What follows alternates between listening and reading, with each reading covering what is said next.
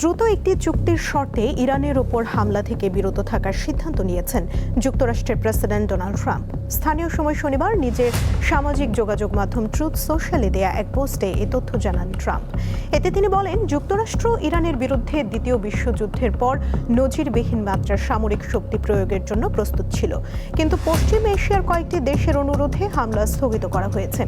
Iran অবশ্য হুঁশিয়ারি দিয়ে বলেছে, হামলা হলে শুধু এর জবাবই দেয়া হবে না, পুরো অঞ্চলকে প্রস্তর যুগে ফিরিয়ে নেওয়া হবে। ইরানের বিরুদ্ধে হামলায় পশ্চিম এশিয়ার কোনো দেশ অংশ নিলে তাদেরও লক্ষ্যবস্তু করা হবে বলে সতর্কবার্তা দিয়েছে তেহরান।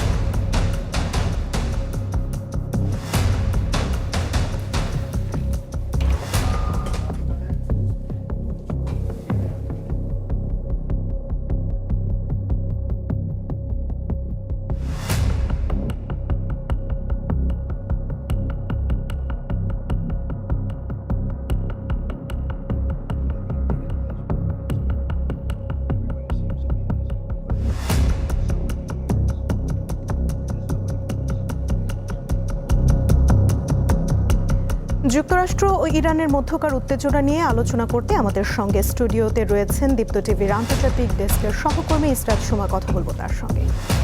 সুমা, আপনাকে স্বাগত দীপ্ত স্টুডিওতে। আপনার কাছে শুরুতেই জানতে চাইব, যুদ্ধের পরিবর্তে ইরানের সঙ্গে একটি চুক্তি করতে যাচ্ছে যুক্তরাষ্ট্র। ডোনাল্ড ট্রাম্পের এই নমনীয় অবস্থানের কারণ কি বলে মনে হচ্ছে? শুরুতেই আমি বলতে চাই যে ট্রাম্প আসলে বলেন একটা, করেন আরেকটা। তিনি কখনোই তার অবস্থানে স্থির থাকতে পারেন না, এবং তিনি যে আসলে হুমকি দিচ্ছেন যে দ্বিতীয় বিশ্বযুদ্ধের পর আমরা নজিরবিহীন হামলা চালাবো, আমরা এই করব, আমরা উড়িয়ে দেব ইরানকে, আমরা ইরান ধ্বংস করে দেব, আসলে এসব হচ্ছে বেশিরভাগই ফাঁকা বলি। তিনি আবার আমরা দেখলাম যে গতকাল তার নিজস্ব ট্রুথ সোশ্যালে তিনি আরেকটি স্ট্যাটাস দিয়েছেন, যে সেখানে তিনি বলছেন যে ইরান দ্রুত চুক্তি করতে হবে, নয়তো আমরা ইরানের উপর বড় ধরনের হামলা চালাবো। আসলে ট্রাম্প হামলা চালানোর যুক্তরাষ্ট্রে, যেটা আমরা বিভিন্ন গণমাধ্যমে দেখেছি যে যুক্তরাষ্ট্রে কিন্তু হামলা চালানোর সক্ষমতা অনেকটাই কমে এসেছে। ইরান যুদ্ধে কিন্তু যুক্তরাষ্ট্রে কিন্তু অনেকখানি অস্ত্রের ভান্ডার ফুরিয়ে এসেছে। আমরা বিভিন্ন গণমাধ্যমের মারফতে জানতে পেরেছি যে এই ইরান যুদ্ধে কিন্তু যুক্তরাষ্ট্র $4,62,750 কোটি, অর্থাৎ $37.5 বিলিয়ন মতো তারা ইতিমধ্যে খরচ করে ফেলেছে, এবং এই যে খরচটা হয়েছে তার বেশিরভাগই কিন্তু তারা অস্ত্রের পেছনে দিয়েছে। বেশিরভাগই তাদের অস্ত্রের ভান্ডার কমে এসেছে, তাদের যে টমাহক ক্ষেপণাস্ত্র রয়েছে, তাদের যে ড্রোন রয়েছে, তাদের যে বিভিন্ন ধরনের অত্যাধুনিক রয়েছে, সেগুলো কমে এসেছে। আরেকটি বিষয় হয়েছে যে রাজনৈতিক অবস্থানের দিক থেকেও ট্রাম্পের কিন্তু বেশিরভাগই মার্কিনী, বিভিন্ন জরিপে দেখা গেছে বেশিরভাগ মার্কিনই চান না যে যুদ্ধটা চলুক, কারণ তারা নিজেরাও জ্বালানি থেকে শুরু করে বিভিন্ন নিত্য প্রয়োজনীয় দ্রব্যের দাম বেড়ে যাচ্ছে তাদের দেশে, তো তারাও চাপে আছে, বিশ্ব চাপে আছে। তো তার নিজের দেশেই কিন্তু প্রতিদিন এখন দেখা যায় বিভিন্ন জায়গায় বিক্ষোভ হচ্ছে যে তারা এই যুদ্ধটা চাচ্ছেন না। তো ট্রাম্প এখন যে অবস্থানটা নিয়েছেন, যে দেখা যাচ্ছে যে সে হুমকি ধামকি দিয়ে ইরানকে বোঝানো যায় কিনা, কিন্তু ইরান তার নিজস্ব অবস্থানে অনড় রয়েছে।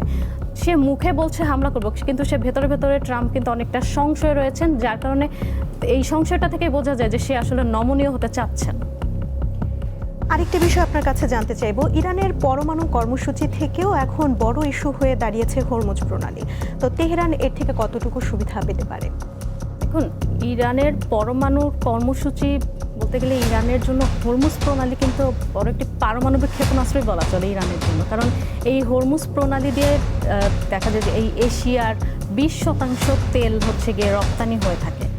তো ইরান সুবিধা পাবে আসলে হরমুজ প্রণালী ইরানের নিয়ন্ত্রণে। যুক্তরাষ্ট্র চাচ্ছে যে সে নিজের নিয়ন্ত্রণে নিয়ে যাক, ইরানকে কন্ট্রোল করতে চায় বা ইরানকে নিয়ন্ত্রণ করতে চায় হরমুজ প্রণালী এসে, কিন্তু এই হরমুজ প্রণালীর এখানে এসেই কিন্তু যুক্তরাষ্ট্র আটকে গেছে, কারণ হরমুজ প্রণালী সম্পূর্ণ ইরানের উপকূলে, ইরানের নিয়ন্ত্রণে। এবং ওমানও এখন দেখা যাচ্ছে যে ওমানও সম্প্রতি ইরানকে একটি প্রস্তাব পাঠিয়েছে যে আমরা এইভাবে তোমাদের সাথে হাত মিলে আমরা হরমুজ প্রণালী পরিচালনা করতে চাই, আমরা ফি নিতে চাই। সুতরাং আরব দেশগুলোও কিন্তু যুক্তরাষ্ট্রকে দেখা যায় কয়েকদিন ধরে যে অনুরোধ করছে যে হরমুজ প্রণালীর বিষয়টা নিয়ে একটু চিন্তা করে দেখতে। যুক্তরাষ্ট্র বলছে যে আমরা হরমুজ প্রণালীর নিয়ন্ত্রণ নিয়েছি, কিন্তু আদতে বিভিন্ন যে বৈশ্বিক সংস্থাগুলো রয়েছে বা জাহাজ চলাচলগুলোর সংস্থা রয়েছে তাদের পর্যবেক্ষণ বা তাদের তথ্য মতে দেখা যায় যে হরমুজ প্রণালী কিন্তু ইরানের নিয়ন্ত্রণে রয়েছে এবং ইরানের কথা ছাড়া বা ইরানের নির্দেশনা ছাড়া যদি কোনো একটা জাহাজ যায়, ইরান কিন্তু সেখানে হামলা করে বসে, যার কারণে জাহাজ চলাচল অনেকটা স্থবির হয়ে রয়েছে। সুতরাং ইরান আসলে সুবিধা পাওয়ার কিছু নেই, সম্পূর্ণ ইরানের নিয়ন্ত্রণেই এখন পর্যন্ত রয়েছে, বরঞ্চ যুক্তরাষ্ট্র এসে এখানেই আটকে যাচ্ছে এবং এই হরমুজ প্রণালী ইরানের নিয়ন্ত্রণেই থাকবে এবং ইরানই এর থেকে ভবিষ্যতে তারা যখন ইরান সম্পূর্ণ নিয়ন্ত্রণ পেয়ে যাবে, যদি যুদ্ধ বন্ধ হয় যদি, তখন তারা তাদের ক্ষতিপূরণ কিন্তু অনেকটাই উঠিয়ে নিতে পারবে টোল বা ফি আদায়ের মাধ্যমে।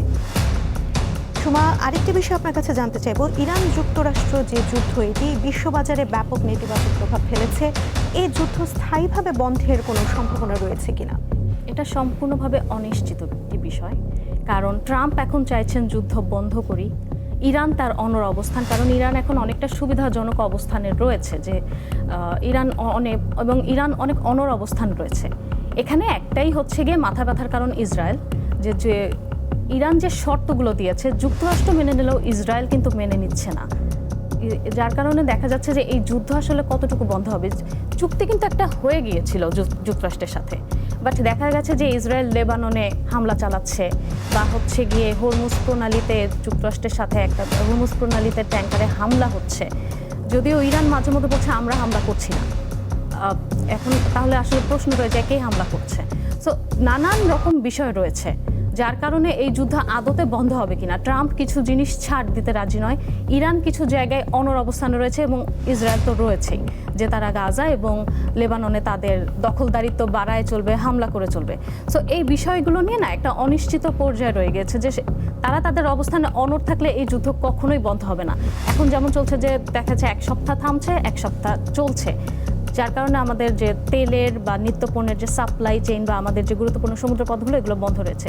তো এই বিষয়টা আসলে আরব দেশ সহ বিভিন্ন দেশ আলোচনা করছে, তারা থামানোর চেষ্টা করছে। এখন ভবিষ্যতে আসলে বলে দিবে যে এই যুদ্ধটা আসলে কত দূর এগোবে। সুমা, আপনাকে অসংখ্য ধন্যবাদ আমাদের সাথে যুক্ত হবার জন্য। গাজা উপত্যকায় ইসরায়েলি বাহিনীর হামলায় অন্তত ৮ ফিলিস্তিনি নিহত হয়েছে, ধ্বংস করে দেয়া হয়েছে একটি ঔষধের গুদাম। হামাসের নিরস্ত্রীকরণ ও ইসরায়েলের সেনা প্রত্যাহারের বিষয়ে যুক্তরাষ্ট্রের পরিকল্পনা ঘোষণার 2 দিন পর গাজায় বাড়িঘরে এই হামলা চালিয়েছে ইসরায়েল।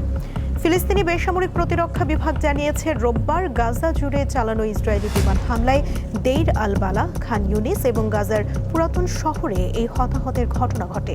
শনিবার রাতে চালানো পৃথক হামলায় দেইর আল বালাহের আল আকসা শহীদ হাসপাতালের পাশে থাকা একটি ঔষধের গুদাম ধ্বংস হয়ে গেছে। এতে এই অঞ্চলের মানুষের জন্য জীবন রক্ষাকারী ঔষধ ছিল বলে জানিয়েছেন স্বাস্থ্য কর্মকর্তারা।